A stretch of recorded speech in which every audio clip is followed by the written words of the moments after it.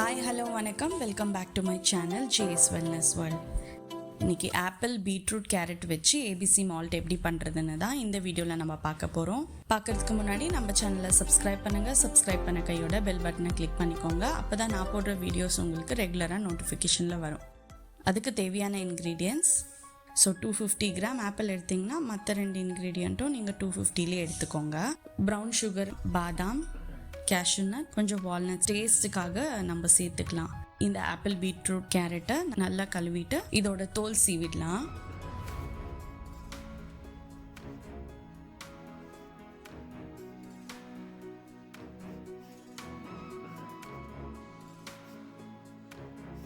ஆப்பிளை துருவணும்னு அவசியம் கிடையாது. நீங்கள் சின்ன சின்ன பீஸாக கட் பண்ணிக்கலாம். அது மிக்ஸ்டர் ஜாரில் க்ளீனாக பிளெண்ட் ஆகிடும். ஸோ அதுக்காக தான்.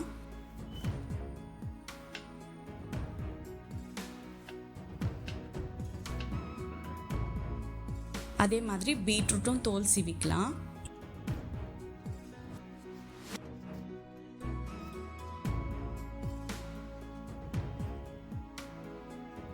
இது நம்ம துருவி எடுத்துக்கலாம்.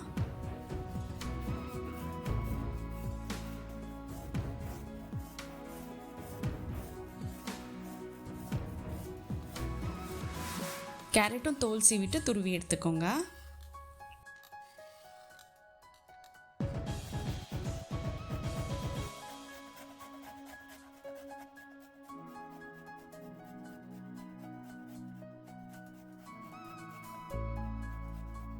இப்போ இதை பிளெண்ட் பண்ணிக்கலாம்.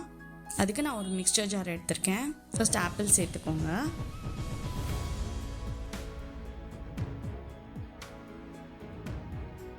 கேரட்,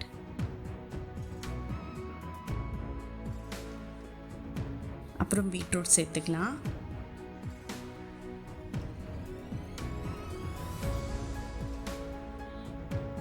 இது நல்லா ஒரு ஃபைன் பேஸ்ட்டாக அரைச்சிக்கலாம்.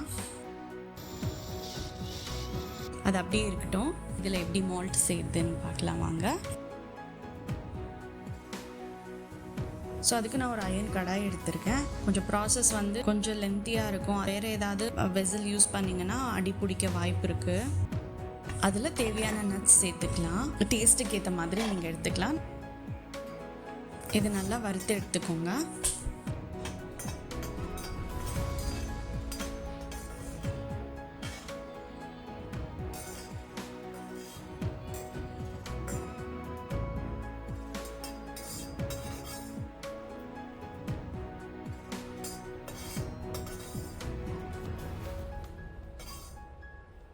இதே அயன் கடாயில் நம்ம என்ன பண்ணலாம், பிளெண்ட் பண்ணி வச்சுட்டு ஆப்பிள் பீட்ரூட் பேஸ்ட்டை இதில் சேர்த்துக்கலாம்.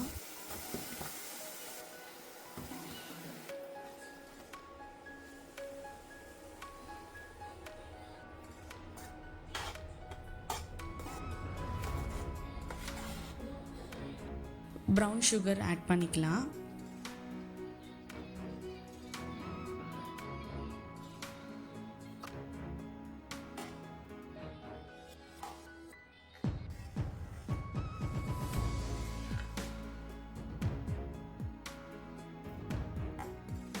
ஸ்டார்டிங்லேயே பார்த்தீங்கன்னா இது ரொம்ப தெறிக்கும்.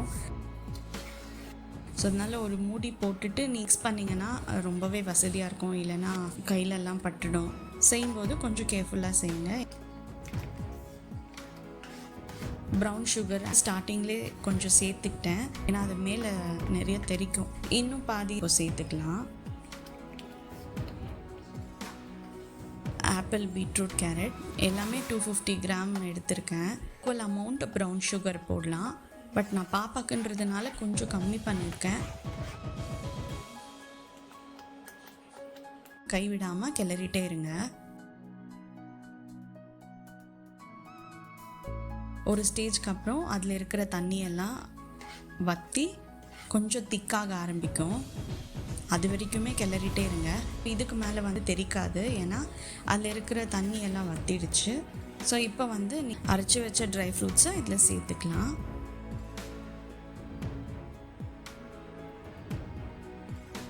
இது நல்லா கிளறிட்டே இருங்க. நாட்டு சர்க்கரை வேணாம் அப்படின்னு நினைக்கிறவங்க ஒரு 200 கிராம் அப்படி கம்மி பண்ணிக்கலாம். அதுக்கு பதில் நீங்கள் ட்ரை ஃப்ரூட்ஸை வந்து இன்க்ரீஸ் பண்ணிக்கலாம். அந்த அளவுக்கு தான் உங்களுக்கு வந்து ஏபிசி மால்ட் வந்து கிடைக்கும். ஸோ அதுக்காக தான்.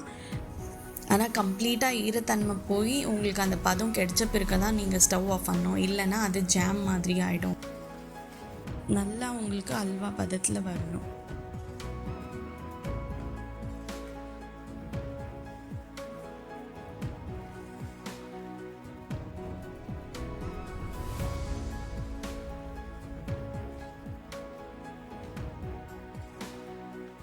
ஸ்டவ் ஆஃப் பண்ணிக்கோங்க.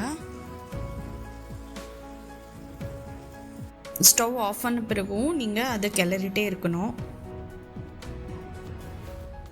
நல்லா ஃபேனை ஆன் பண்ணிவிட்டு நீங்கள் ஃபேன் காற்றுல இதை நீங்கள் ஆற வச்சிங்க அப்படின்னா இந்த மாதிரி ட்ரையாக கிடைக்கும்.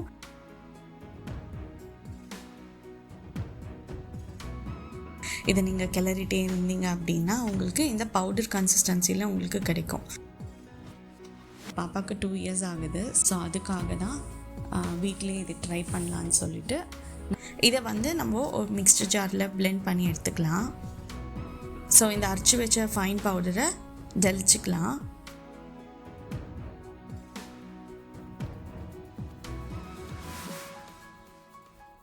அவ்வளோதான், பவுடர் ரெடி ஆயிடுச்சு. பாப்பாவுக்கு மார்னிங் அண்ட் ஈவினிங் 2 டைம் இதை நான் கொடுக்குறேன்.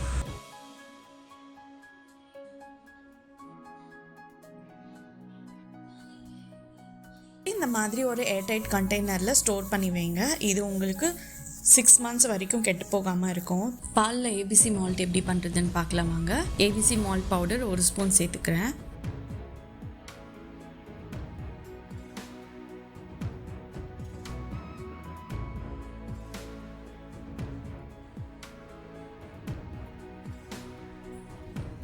காய்ச்சின பால் சேர்த்துக்கோங்க.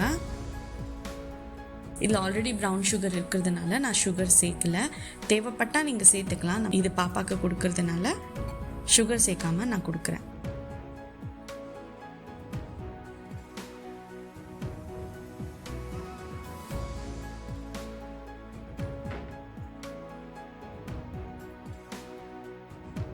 ரொம்பவே ஹெல்த்தி அண்ட் டேஸ்டியான ஏபிசி மால்ட் ரெடி ஆயிடுச்சு.